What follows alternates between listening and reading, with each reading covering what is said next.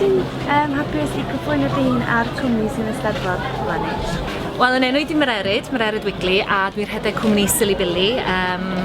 Cwmni ar y we ydi o, ond dwi'n byw yng Nghaerdydd ers rhai blynyddoedd bellach ac wedi dechrau ers 5 mlynedd yn Eisteddfod Caerdydd, Sefydlwyd Genedlaethol Caerdydd nôl yn 2008. So beth yn union sy'n gwerthu ar y stand heddiw? Wel, fi'n gwerthu pob mathau o nwyddau, dillad ac anrhegion ac ati i blant yn benodol. Mae gennym ni ddillad babanod fel crysa-tŷ, llewis byr a hir, baby grows. Mae gennym ni hefyd mygiau gyda'r cynlluniau poblogaidd arnyn nhw, cadw mi gei ac ati, hetiau, bibs. Silibili.co.uk di'r wefan. A wedyn dwi wedi dechrau mynd ati wan i wneud crysa-tŷ blant hŷn, 5 oed a fyny at 9 oed, ac wedi dechrau gynlluniau fel hoodies. Ble dath syniad o Silibili?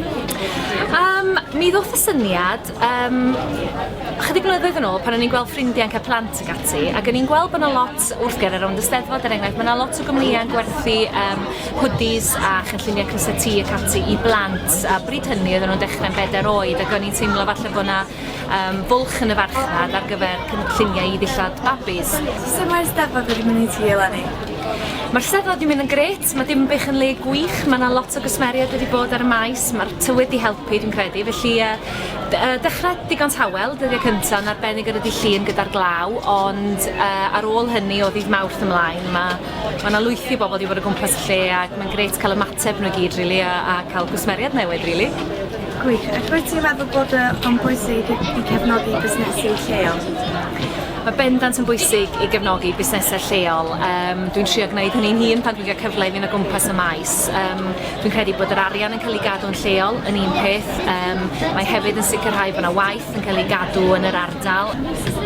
Ni wedi datblygu cwbl o bethau ar thema tywydd gyda Chris Jones, dyn tywydd ar Esbyrec.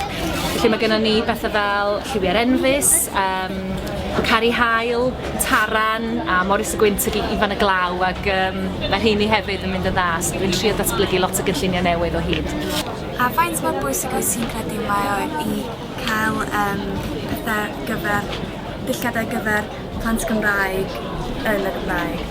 Dwi'n meddwl bod ni'n bwysig bod yna bethau fel un ar gael yn Gymraeg, achos mae yna lot o bobl di-Gymraeg wedi bod ar faes Eisteddfod yn fan hyn, dod i'n gweld ni, ac yn hoffi bod, y cardiau sydd gynnau, bod i enwau plant nhw, enwau Cymraeg ar rheini. Maen nhw'n hoffi cael cynllun ar y gyfer deu hapus arno fo, ac yn falch allu hyrwyddo'r ffaith bod i plant nhw'n mynd i ysgol Gymraeg ac ati, a maen nhw'n gweld, o ie, mae'r Gymraeg ma'n cool. So dyna'r pwrpas, a dwi'n meddwl bod ni'n bwysig.